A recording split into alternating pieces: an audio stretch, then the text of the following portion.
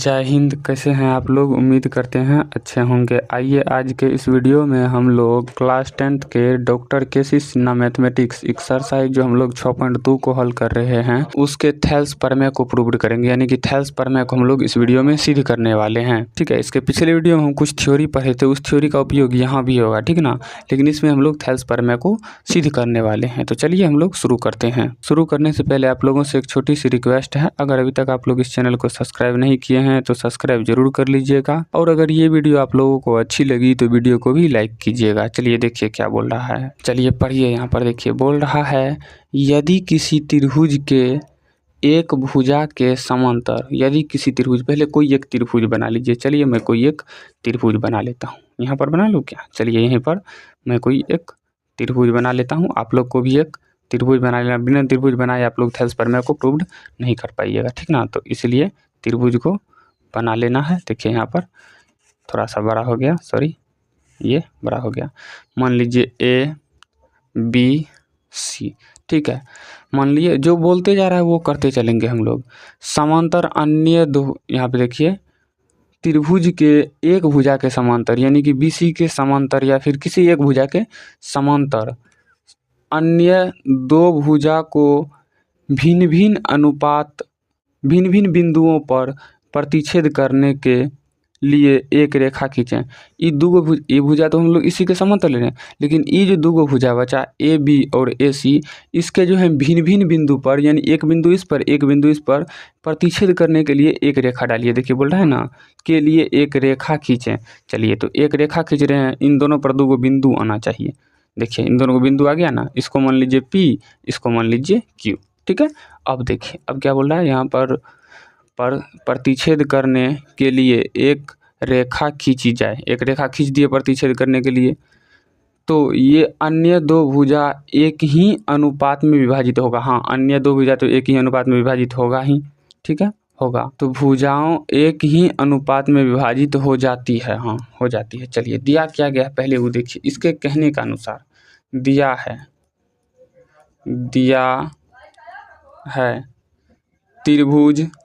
त्रिभुज क्या, त्रिभुज नहीं दिया है BC बोल रहा है समांतर है किसका?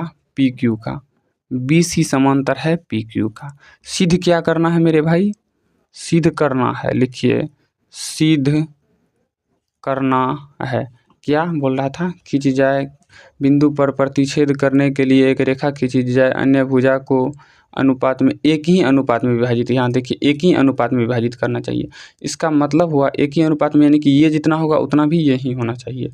तो लिख दीजिए यहाँ पे सिद्ध करना है AP बटे में PB, ठीक है, बराबर में AQ बटे में QC, AQ बटे में QC, ये प्रूव्ड करना है, ठीक है।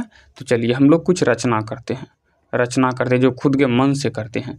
ऐसा करिए, यहाँ पर जो आपको दिख रहा है AQ और AP, तो AQ भुजा पे एगो लंब डाल दीजिए और AP भुजा पे भी एगो लंब डाल दीजिए, तब ये त्रिभुज अच्छे से हल करने के लिए बन जाएगा। चलिए देखिए मैं डाल देता हूँ लंब। P से डाले क्या? हाँ P से एगो डाल दीजिए, तो P से लंब डाल दीजिए यहाँ पर। तो इसको मान लीजिए PQ है, तो R इसको मान लीजिए, और Q से एगो लंब डालिए किस पे? तो AP पर, ठीक है, AP पर एगो लंब डाल लीजिए। तो पहले तब मैं लिखता हूँ, डाल लीजिए।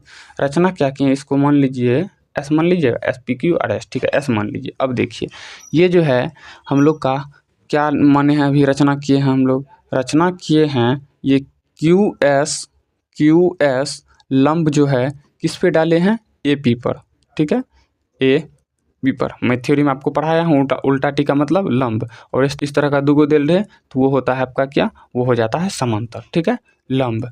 और दूसरा क्या हो जाएगा आपका? दूसरा हो जाएगा ये PR लंब, किस पे? AQ पे। PR लंब है किस पे?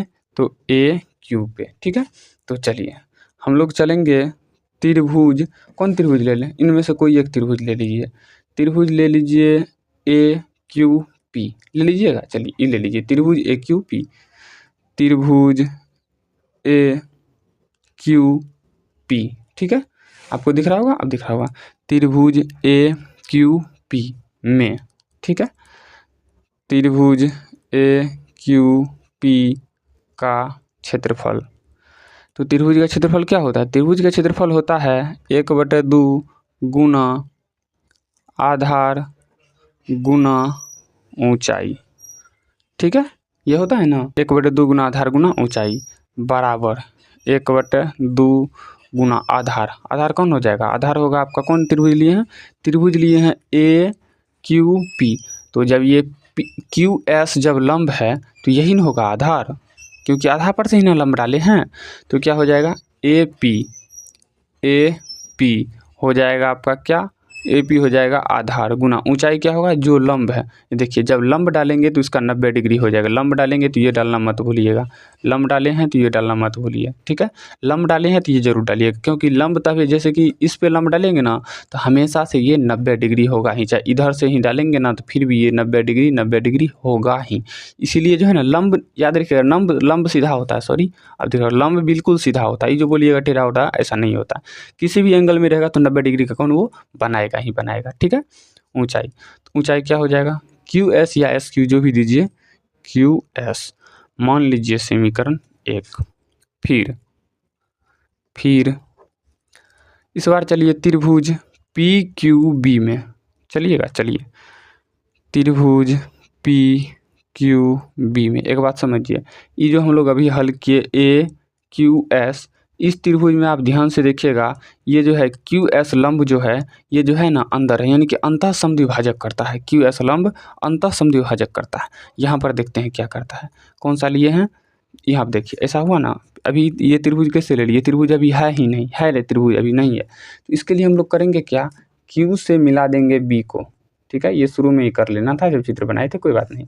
Q से C को मिला लेंगे, सॉरी Q से B को मिला लेंगे और P को C से मिला लेंगे। चलिए मिलाइए पहले। ये जो है ना प्रूव करने के लिए आपको मिलाना ही होगा, ऐसा नहीं है जो नहीं मिलाएंगे तो बन जाएगा, ऐसा कुछ नहीं, बनवे नहीं करेगा, मिलाना पड़ेगा। तो मिला दिए, जब मिला दिए तो अब होगा त्रिभुज कौन सा?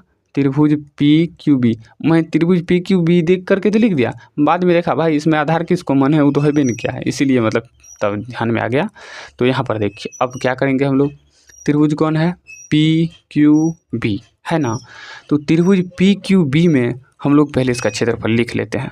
त्रिभुज PQB का क्षेत्रफल, ठीक है, क्या हो जाएगा? 1/2 गुना आधार। देखिए तो क्या है आधार, आप बताइए इसमें आधार क्या होगा? PB, आधार PB ही होगा। PB बटे, सॉरी बटे नहीं, गुना क्या है? ऊंचाई। ऊंचाई कौन होगा? लंब कौन है? देखिए तो लंब आपका है QS। एक मिनट, यहाँ भी आपको QS हुआ है ना, QS हुआ है ना। रुकिए, थोड़ा सा मिस्टेक कर रहे हैं मेरे भाई, ऐसे किए हैं तो लंब आपका ये कैसे होगा? एक मिनट, थोड़ा सा मिस्टेक है। देखिए इसका भी लंब क्या होगा? QS, क्योंकि आधार पे लंब होता है। जब देखिए यहाँ पे अब क्या है? PB आधार है ना, गुना में लंब जो होगा, यानी ऊंचाई बोल रहा है तो जो लंब होगा वही ऊंचाई होता है। सॉरी अब दिख रहा है आपको, ऊंचाई कौन होगा बताइए? तो ऊंचाई यही ना होगा, लंब यही ना होगा, PS ही होगा ना। इसमें PS माने वो तो हम देख लिए, वो तो उस त्रिभुज माने ना। तो इस त्रिभुज में भी आपका क्या है? QS ही है। अब बोलिएगा कैसे है QS? तो इसमें देखिए, इसमें अंतः नहीं, इसमें बाह्य समद्विभाजक है। ठीक है, इसमें बाह्य समद्विभाजक करता है, उसमें अंतः समद्विभाजक करता है, बस इतना ही अंतर है। ये देखिए ये अंदर में नहीं ना, तो ये बाह्य समद्विभाजक। ये कैसे हुआ? क्योंकि आधार जब भी डालेंगे हम लोग लंब वाले रेखा पर डालेंगे। जो भी लंब होगा, सॉरी आधार होगा, आधार वाली रेखा पे हम लोग लंब डालेंगे। जैसे कि ये आधार है तो इन पे लंब डालेंगे। अगर कुछ का ऐसा आधार है तो लंब इस पे होगा, ये न होगा लंब, तो ये आधार न होगा। इसीलिए ये जो आधार वाली रेखा है इस पे जो QS लंब है ये होगा। ठीक है, QS, इसको मान लीजिए समीकरण 2। चलिए समीकरण 1 और समीकरण 2 से लिखिए यहाँ पर समीकरण 1 भागा समीकरण 2 करने पर। समीकरण 1 क्या है? त्रिभुज AQP का क्षेत्रफल बटे में त्रिभुज PQB का क्षेत्रफल बराबर में क्या? तो बराबर में देखिए त्रिभुज AQP का क्षेत्रफल है 1/2 गुना AP गुना QS बटे यहाँ पे त्रिभुज PQB का क्षेत्रफल 1/2 गुना PB गुना QS, ठीक है। तो यहाँ पर 1/2 QS कट गया, तो बचा क्या, त्रिभुज AQP का क्षेत्रफल बटे में त्रिभुज PQB का क्षेत्रफल बराबर क्या हो जाएगा, AP बटे में PB, ठीक है। इसको आप मान लीजिए समीकरण 3-4 मानेंगे तो फिर आगे मानने में ऐसा करिए, समीकरण X मान लीजिए, ठीक है। समीकरण X मान लीजिए तो फिर आगे मानने में हम लोग को दिक्कत नहीं होगा। जब समीकरण X मान लिए तो अब हम लोग चलेंगे फिर अब इस साइड वाले का हो गया ना। अभी तो हम लोग A और B में से आधार माने थे, अब हम लोग आधार मानेंगे किसको, ये PR जो लंब है इनका आधार मानेंगे, यानी कि AC को, ठीक है।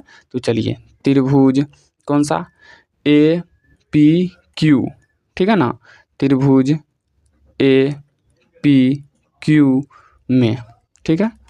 तो त्रिभुज APQ का क्षेत्रफल बराबर में क्या हो जाएगा, 1/2 गुना आधार गुना ऊंचाई। आधार मानेंगे इस बार हम लोग किसको, आधार मानेंगे हम लोग AQ को, ठीक है। आधार AQ को मानेंगे तो AQ गुना में ऊंचाई, लंब क्या है PR, तो PR मान लीजिए समीकरण 3 क्यों माने हैं, क्योंकि 2 तक तो यहाँ हम लोग इधरे मान लिए थे। फिर त्रिभुज QPC में, PQC बोलिए कि QPC बोलिए, एक ही बात होगा, उससे कोनो फर्क नहीं पड़ेगा, ठीक है।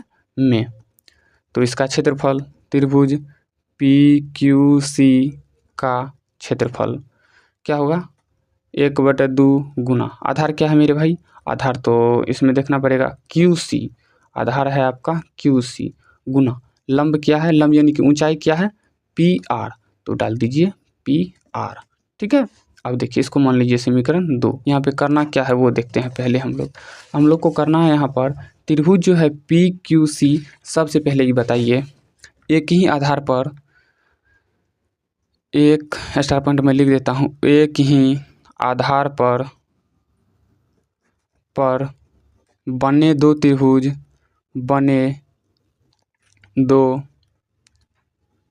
त्रिभुज का क्षेत्रफल समान होता है। तो आधार लेंगे क्या हम लोग यहाँ पे, आधार BC। तो देखिए आधार BC पे कौन कौन त्रिभुज बनल है, आधार BC पे बनल है PQB। देखिए त्रिभुज PQB का क्षेत्रफल बराबर उतना ही बराबर होगा किसका, त्रिभुज PQC का क्षेत्रफल, दोनों आपस में बराबर होगा। तो जहाँ त्रिभुज PQB है वहाँ हम लोग त्रिभुज PQC लिख सकते हैं, या फिर जहाँ त्रिभुज PQC है वहाँ त्रिभुज PQB लिख सकते हैं। अब देखिए यहाँ पर चलिए, यहाँ पर क्या है, समीकरण 4 से लिखिए, समीकरण 4 में देखिए है क्या, समीकरण 4 में है त्रिभुज PQC का क्षेत्रफल। तो त्रिभुज PQC के जगह हम लोग क्या लिख देंगे, त्रिभुज PQB, तो लिख देंगे त्रिभुज PQB का क्षेत्रफल बराबर क्या है, 1/2 गुना QC गुना PR, 1/2 गुना QC गुना PR, ठीक है। तो फिर से हम लोग यहाँ पे समीकरण 3 और अब मान लेंगे इसको समीकरण 5, समीकरण 3 और समीकरण 5। तो लिखिए समीकरण 3 भागा समीकरण 5 करने पर, ये समीकरण 4 नहीं समीकरण 5 करने पर, ठीक है। तो चलिए देखिए यहाँ पर क्या हो जाएगा, समीकरण 3 है, क्या है ये, क्या है समीकरण 3 भागा है, भागा का सिंबल है, ठीक। तो समीकरण 3 क्या है देखिए, तो यहाँ पर चलिए त्रिभुज APQ का क्षेत्रफल, त्रिभुज APQ का क्षेत्रफल बटे में हो जाएगा आपका त्रिभुज PQB का क्षेत्रफल बराबर में क्या हो जाएगा। देखिए तो क्या है यहाँ पर है 1/2 गुना ए क्यू गुना पी आर, 1/2 गुना ए क्यू गुना पी आर, ए क्यू गुना पी आर। ठीक है, तो बटे में है त्रिभुज 1/2 गुना 1/2 गुना क्या 1/2 गुना क्यू सी गुना पी आर, 1/2 गुना क्यू सी गुना पी आर। ठीक है, 1/2 1/2 कट गया, पी आर कट गया, यहाँ बचा क्या त्रिभुज ए पी क्यू का क्षेत्रफल बटे त्रिभुज पी क्यू बी का क्षेत्रफल बराबर क्या है ए क्यू बटे में आया क्यू सी। अब देखिए यहाँ पर जो हम लोग हल किए हैं ए क्यू पी, यहाँ देखिए ना ए पी क्यू या ए क्यू पी एक ही बात होता है, इधर उधर हो गया, मतलब जो होना चाहिए यहाँ पर जो उससे कोई फर्क नहीं पड़ता है। पी हो गया यहाँ पर, क्यू हो गया यहाँ पर, उससे कोनो मतलब नहीं, समझिएगा। ठीक है, समान है ना क्या ए पी क्यू और पी क्यू बी, जो भी आप देख लीजिए अपने हिसाब से, P Q B A P Q, ठीक है, दोनों समान है, ये आया हुआ है। इसको मान लीजिए समीकरण वाई, समीकरण वाई। ठीक है, और यहाँ पे लिखिए समीकरण एक्स और समीकरण y को तुलना करने पर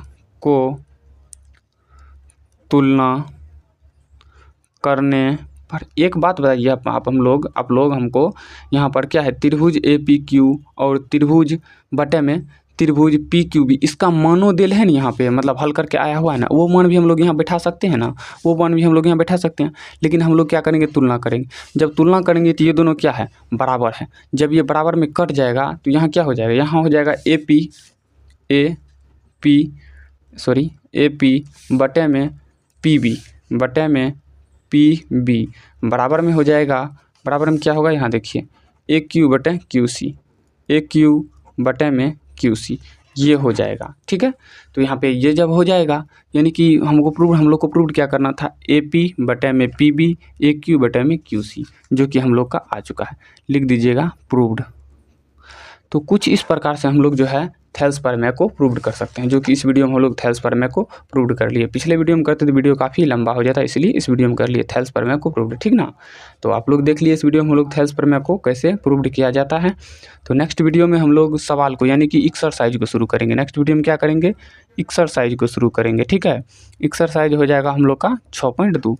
ये जो है हम लोग का थ्योरी ही था, थेल्स प्रमेय था, तो उसको मैं प्रूव कर दिया। ठीक है, तो चलिए हम लोग मिलते हैं नेक्स्ट वीडियो में, तब तक के लिए जय हिंद।